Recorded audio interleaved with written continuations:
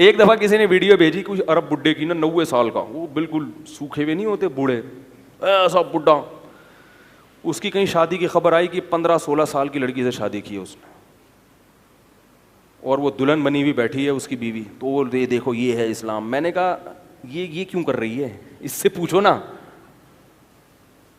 حالانکہ سعودی عرب میں تو لڑکیوں کو یہاں کی نسبت آسانی سے جوان لوگوں کے رشتے بھی مل جاتے, تو یہ انکار کر دیتی, ہم سے مشورہ لیتی. ہم کہتے بھائی جب جوان ہیں تو بوڑھے, ہم جیسے جب جوان موجود ہیں تو اس بوڑھے سے کیوں کر رہی ہو.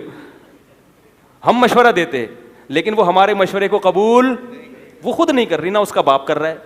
اس لیے کہ اس بوڑھے سے شادی میں اس کو اتنے فائدے نظر آ رہے ہیں, وہ ارب پتی بوڑھا ہے, تیل کے کنووں کا مالک ہے. لڑکی بیچاری کہیں اورنگی ٹاؤن کی غریب لڑکی ہوگی, وہ سعودیہ کا اورنگی ٹاؤن, وہ کہہ رہی چھوڑو یار اتنا پیسہ مل رہا ہے. ممکن ہے کوئی خاتون کہیں یہ کیسا پیسہ, بھائی ہمیں تو نہیں چاہیے, تو آپ کو نہیں چاہیے تو آپ نہ کریں. کسی کو اسلام نے مجبور تھوڑی کیا ہے.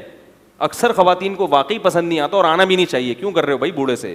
لیکن اگر کوئی کر رہا ہے تو یہ اس پہ ظلم نہیں ہے, بلکہ اس کے ساتھ احسان ہے کہ اس کو شریعت نے آپشن دیا ہے کہ بھائی نکاح میں بہت ساری مصلحتیں, تو تم کسی بھی کوئی بھی مصلحت حاصل کرنا چاہو تو تمہارے لیے راستہ کھلا ہوا. یہ مصلحتیں جبھی حاصل ہو سکتی ہے کہ جب مرد کو زیادہ نکاحوں کی اجازت دی جائے اور عورت کے لیے سلیکشن کیا ہو, آسان. سپلائی کے مقابلے میں ڈیمانڈ بڑھ جائے, اس سے عورت کی ویلیو بڑھے گی. ویلیو اس لیے کہ عورتوں کے لیے رشتوں کی کمی نہیں ہوگی, مردوں کے لیے رشتے کم پڑ جائیں گے. جو اچھے اچھے مرد تھے وہ سارے چار چار کر کے بیٹھے ہوئے ہیں, اور جو ہیروئن کی چرسی بے روزگار وہ چھڑے, وہ گٹر کے ڈھکن پہ بیٹھے ہوئے ہیں.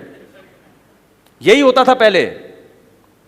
آپ اپنے باپ داداؤں سے جا کے پوچھو, جو رشتہ لینے آتے تھے جوتے گھسا کے بیٹی دیتے تھے ان کو, کبھی بھی تلاش نہیں کرتے تھے.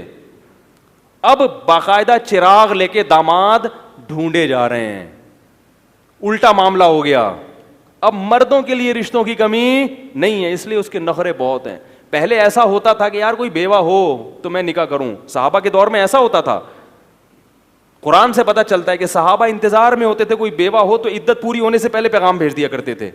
قرآن نے کہا عدت پوری ہونے تو پھر بیگو پہ. اور میں نے اپنی کتاب میں واقعات لکھے ہیں کہ ایک عورت کو طلاق ہوئی, بیوہ ہوئی, درجنوں رشتے آئے ہوئے اور بہترین سے بہترین. یہ تصور نہیں تھا کہ اخبار میں اشتہار دیا جائے یا کسی سے دعا کی درخواست کی جائے. تو اسلام کو کوئی صحیح جا کے پڑھے گا تو اس کو سمجھ میں آئے گا اسلام دین فطرت ہے. باقی باتیں لوگوں نے کی ہوئی ہیں عورت کے حقوق کے نام پہ, حقوق کچھ بھی نہیں ہے.